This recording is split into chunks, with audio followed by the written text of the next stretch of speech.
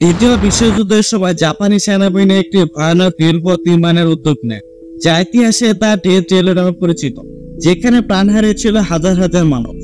আজ আমরা জানবো এই নির্মম এবং হৃদয় বিদারক ইতিহাস সম্পর্কে। তো চলুন ভিডিওটি শুরু করা যাক। 1942 সালের সেপ্টেম্বরে এই রেলপথ নির্মাণের কাজ শুরু হয়। প্রায় 415 কিলোমিটার দীর্ঘ এই রেলপথ নির্মাণে ব্যবহৃত হয়েছিল প্রায় 60,000 যুদ্ধবন্দী এবং 2 লক্ষ দক্ষিণ পূর্ব এশীয় শ্রমিক। নির্মাণ কাজের সময় অনাহার, রোগ এবং নির্মম অত্যাচারের কারণে অসংখ্য মানুষ প্রাণ হারায়। যুদ্ধবন্দী এবং শ্রমিকদের জীবন ছিল দুঃসহ। খাদ্য, অপর্যাপ্ত চিকিৎসা এবং অত্যাচারের ফলে তাদের অবস্থা ছিল শোচনীয়।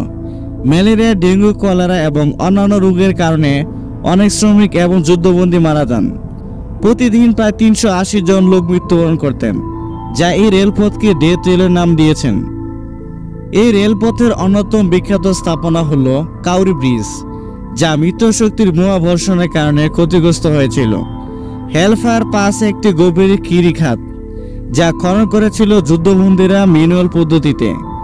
আজ এই রেলপথের কিছু অংশ পর্যটকদের জন্য উন্মুক্ত। কাউরি ব্রিজের নিকটে রয়েছে একটি জাদুঘর, যেখানে পর্যটকরা জানতে পারেন এই নির্মাণ কাজের ইতিহাস এবং দুর্ভোগ। হেলফায়ার পাস মেমোরিয়াল মিউজিয়াম শ্রদ্ধার সাথে স্মরণ করে সেই সকল শ্রমিকদের যারা এই নির্মাণের জীবন উৎসর্গ করেছেন।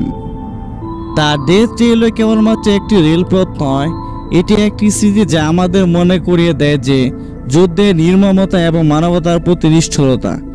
এই রেলপথে হারানো প্রতিটি মানুষের প্রতি শ্রদ্ধা জানিয়ে আমরা শিখতে পারি এমন ইতিহাস যেন আর কখনো না ঘটে।